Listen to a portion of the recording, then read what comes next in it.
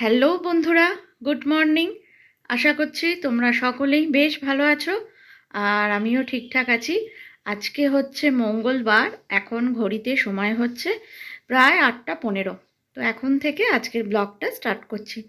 আশা করছি তোমাদের বেশ ভালো লাগবে। আর সকালে ঘুম থেকে উঠে ফ্রেশ হয়ে নিলাম, নিয়ে এবার চলে এলাম বিছানা গোছাতে। আর কি বলতো, বেশ গরম গরম পড়ে গেছে দেখছি। রাত্রিবেলা কম্বল গায়ে দিয়ে তো আর শোয়াই যাচ্ছে না কম্বলগুলো, তার জন্য সব এ ঘরের বিছানা থেকে পাশের ঘরে একটা চেয়ারের ওপর জড়ো করে রেখে দিয়েছি। এবার কম্বলগুলোকে মনে হচ্ছে বেশ ভালো করে রোদ খাইয়ে তারপর তুলে দিতে হবে। তবে কি বলতো, এক্ষুনি তুলতে পারছি না, আবার বলা যায় না, যতক্ষণ না ওই দোল কাটছে ততক্ষণ ওই একটু ঘুরে পড়ার ব্যাপার থাকে। ঠান্ডাটা দেখবে এই মনে হচ্ছে ঠান্ডা শেষ হয়ে যাচ্ছে, কিন্তু আবার হয়তো একদিন দুদিন যদি বৃষ্টি হয়, তখন যদি আবার ঠান্ডার পরিমাণটা বেড়ে যায়, তখন হয়তো রাত্রের দিকে গায়ে দিতে হলো। তার জন্য একদম তুলতেও পারছি না। আর একটু গরম পড়লে বেশ রোদের তেজটাও যখন বাড়বে, সেই সময় ভালো করে রোদ খাইয়ে কম্বলগুলো তুলে নেবো। এখন ওই জাস্ট বেডশিট গায়ে দিয়েই রাত্রে শোয়া হচ্ছে। আর গতকাল রাত্রে তো বেশ গরম ছিল। সোমনাথ আবার পাখাটা একে চালিয়েছিল, কিন্তু মাঝরাত্রে আমি আবার নিভিয়ে দিয়েছিলাম, নালে কি বলতো হয়তো ঠান্ডা লেগে যাবে। আর জানলা দরজা যেহেতু বন্ধ করে দেওয়া হচ্ছে না, তো ঘরের ভিতরে বেশ একটা গরম লাগছে। তো তার জন্য অল্প একটু জানলা দরজা যদি খুলে শোয়া যায় তাহলে ভালোই হয়, কিন্তু আবার ওই যে ঠান্ডা ঢোকার ভয়। তো এরপর চলে এলাম মেশিনে, কিছু জামা কাপড় দিয়ে দিচ্ছি, কাচা বসাবো আজকে। তোমরা তো জানো আমি বেশিরভাগ দিনই রাত্রে কাচা বসাই, কিন্তু কদিন ধরেই না রাত্রে আর হচ্ছে না, মানে ঠিক করব করব ভাবছি আর প্রত্যেক দিনই ভুলে যাচ্ছি। আর বেশি রাত্রি হয়ে গেলে কি হয় বলো তো, খাওয়া দাওয়া কমপ্লিট করার পর যদি কাচাটা বসাই, তো মেশিনে কাচা হতে তো অনেকটা সময় লেগে যায়, প্রায় 1 ঘন্টা 1.5 ঘন্টার ওপর তো লেগেই যায়। তো তখন কি হয় বলো তো, সেই সময়টা আবার সামনে বসে থাকতে হয় বা জেগে থাকতে হয়। অন্তত মেশিনে বসিয়ে দিয়ে একদম শুয়ে ঘুমিয়ে পড়বো, সেটা করলে আবার যদি কোনো প্রবলেম হয় সেটা একটা প্রবলেম। তো তার জন্য কদিন ধরেই কাচা হচ্ছে না। আজকে ওই জন্য একদম সকালেই কাচাটা বসিয়ে দিলাম, আর কাচাকুচি হয়ে গেলে তবে শুকুতে দিয়ে দেবো।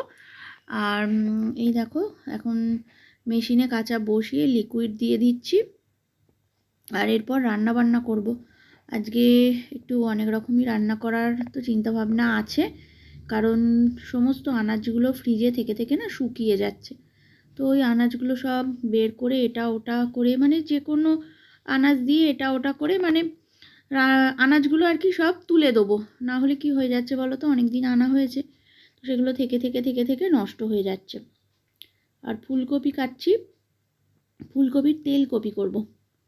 এটা আমার খেতে বেশ ভালো লাগে, মানে ফুলকপি আলুর তরকারির থেকে আমার আবার এই ধরনের খেতে ভালো লাগে। আর তরকারি হলে কি হয় বলো তো, তরকারি আমার ঠিক ভালো লাগে না খেতে। এই একটু বেশ ভাজা ভুজি ঝাল এরকম টাইপের খাবারই না আমার একটু বেশিই ভালো লাগে খেতে। আর ছেলে তো কিছুই খায় না, ও তো যে কোনো কিছুরই আলু খায়, তো ওকে নিয়ে কোনো সমস্যা নেই। আর এবার দেখো রান্নাঘরে চলে এলাম, পাশের গ্যাসটাতে চাটনি হচ্ছে। আর এবার কড়া বসিয়ে দিলাম, সব কেটে কুটে নিয়েছি, এবার ঝপঝপ করে শুধু রান্নাটা বসিয়ে দেবো। এখন কড়ায় তেল দিয়ে এবার বেগুন ভাজা করব। তো আমাদের তো ফুলকপি দিয়ে খাওয়া হবে, ছেলে তো ফুলকপি ছোঁয়ই না, তো ওর জন্য ওই সামনের দিকে খাওয়ার মতো বেগুন ভাজা করছি। তো ও বেগুন ভাজাটা খেতে ভালোবাসে, তার জন্য ওর মতনই 2 পিস জাস্ট করে নিলাম বেগুন ভাজা। আর এরপর এই যে ফুলকপির তেলকপি এগুলো সব বসিয়ে দিলাম, দিয়ে কি বলতো ওই তরকারি বসিয়ে দিয়ে একটু চাপা দিয়ে এবার এপাশ ওপাশ করে ঘর দোর পরিষ্কারগুলোও করে নিই। কারণ কি হয়, যেহেতু কোটাকুটি রেডি থাকে, তার জন্য আর আমাকে ওয়েট করতে হয় না, একটা করে বসিয়ে দিই আবার একটু করে ঘরের কাজ করে নিই, এইভাবেই করি। এই দেখো কপি তেলকপি পুরো রেডি। আর এরপর মাছের ঝাল করব। তো মাছটা এখন ভাজা বসিয়ে দিলাম। আর এই দেখো মাছের ঝালও পুরো কমপ্লিট। টমেটো কালো জিরে ফোড়ন দিয়ে সুন্দর করে, বেশ ভালো লাগে এই ধরনের মাছের ঝাল খেতে আমার। আর আগে আমি আবার এতে পেঁয়াজ দিতাম, যেটা আমার ছেলের খুব ভালো লাগতো খেতে, কিন্তু পেঁয়াজ দিলে আবার ওর বাবার ভালো লাগে না, বলে যে না টমেটো কালো জিরে দিয়ে পেঁয়াজ দিলে ওর বাবা আবার সেটা খেতে চায় না। তো এক একজনের মুখের স্বাদ এক এক রকম। তো আর যেহেতু ছেলে তো মাছ খায়ই না, তো ওর বাবা যেরকম পছন্দ করে সেরকমই ওই জন্য করি। আর এই দেখো মাছের ঝাল পুরো রেডি। আর এরপর করব ঢ্যাঁড়স আলুর তরকারি। তার জন্য ঢ্যাঁড়স ভাজা করে নিচ্ছি। ফার্স্টে ঢ্যাঁড়সটা একটু ভেজে নেব, নিয়ে তারপর পেঁয়াজ আলু পাঁচফোড়ন সব কিছু দিয়ে প্লেন তরকারি করব। তো অনেকগুলো পদই আজকে রান্না হয়ে গেছে। মেনলি এতগুলো পদ আমাদের হয় না, মানে কেউ খাবার থাকে না বলে হয় না। তো এবার দেখো ভাজাভুজি মোটামুটি ঢ্যাঁড়সটা ভাজাভুজি হয়ে গেছে। এবার তরকারির আলুগুলো দিয়ে দেবো, কেটে তো রেডি করাই আছে। দিয়ে এবার একটু নেড়ে চাপা টাপা দিয়ে দেবো। দিয়ে আমি রান্নাঘরটা একটু ক্লিন করে নেবো, নিয়ে তারপর স্নানে যাব।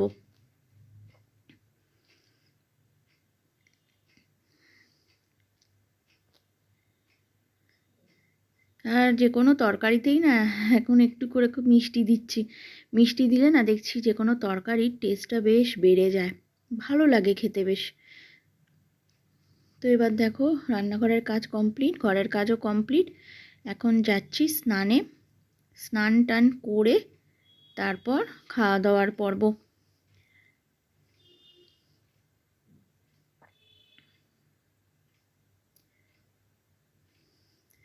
আর এখন দেখো স্নান করে চলে এলাম।